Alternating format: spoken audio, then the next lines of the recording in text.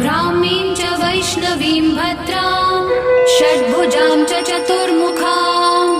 त्रिनेत्रां च त्रिशूलां च पद्मचक्रगदाधरां पीताम्बरधरां देवीं नानालङ्कारभूषितां तेजःपुञ्जधरां श्रेष्ठां ध्यायेत् बालकुमारिकाम् ओङ्कारलक्ष्मीरूपेण विष्णोर्हृदयमव्ययम् विष्णुमानन्दमध्यस्थम् ह्रीङ्कारबीजरूपिणी ॐ क्लीं अमृतानन्दभद्रे सत्य आनन्ददायिनी ॐ श्रीं दैत्यभक्षरदां शक्तिमालिनि शत्रुमर्दिनी तेजःप्रकाशिनी देवी वरदा शुभकारिणी।